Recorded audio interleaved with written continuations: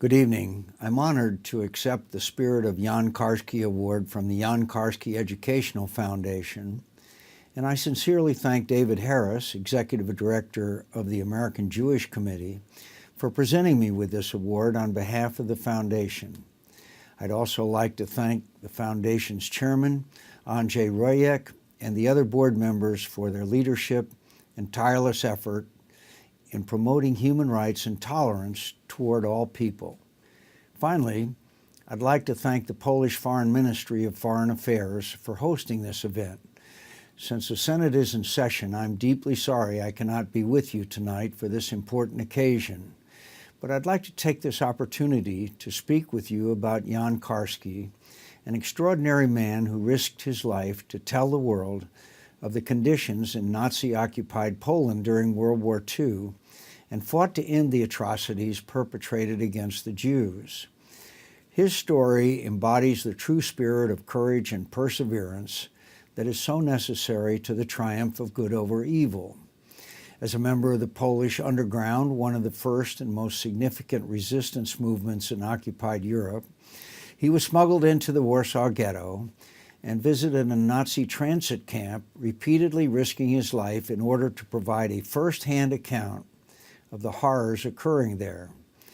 He was detained and tortured by both the Soviets and the Nazis during World War II and narrowly escaped the Katyn Forest massacre.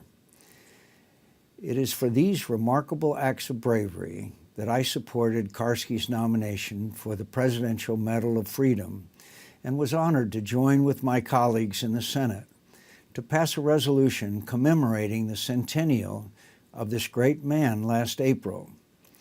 Sadly, Karski's testimony had minimal impact when the war was underway, and it is one of history's great tragedies that there were not more men like him.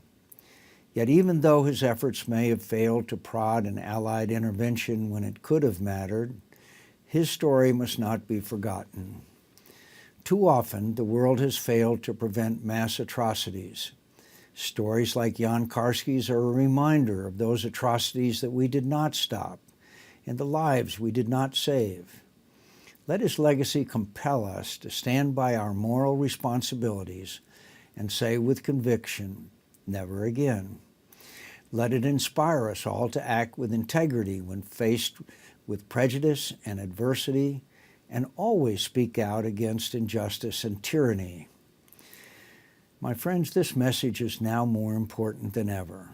Russia has invaded and dismembered a sovereign country in the heart of Europe, posing a threat to the peaceful international system that we and our European allies have endeavored to build since the Second World War. In Syria, Bashar al-Assad's regime continues its brutal assault against the Syrian people, with thousands of innocent men, women, and children slaughtered each day. ISIS has created a terrorist sanctuary much larger and richer than that of al-Qaeda, and their leadership has already expressed ambitions to attack the United States. Iran continues to develop nuclear and missile capabilities that directly threaten our nation, while terrorist groups loyal to Iran proliferate across the region and threaten our allies. This is the price we have paid for choosing silence and remaining disengaged, when decisive action could have made a difference. The horrors of the last century unfolded because good people too often failed to stand by their values and recognize what was at stake for them in the suffering of others. Shame on all of us if we let history repeat itself and we neglect our duty to support the courageous people around the world who are struggling and dying for the values of rule of law and human rights. This is the lesson we must learn from Karski's legacy. If Europeans and Americans and the civilized world do not recall that lesson now and do no more to help those in the hour of their greatest need, the darkness in our world will only grow.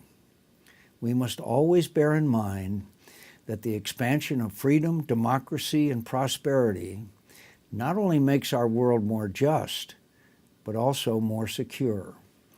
We must always be willing to stand up for people who share our values because it is right and because we have an interest in shaping conditions in the world that allow our citizens to live in peace and freedom at home. So I'd like to recognize the great achievements of Jan Karski and congratulate the Foundation as it celebrates his enduring legacy here in America, Poland, and around the world. Thank you for bestowing your highest honor on me. May your work continue to flourish in the coming years. Thank you, and God bless.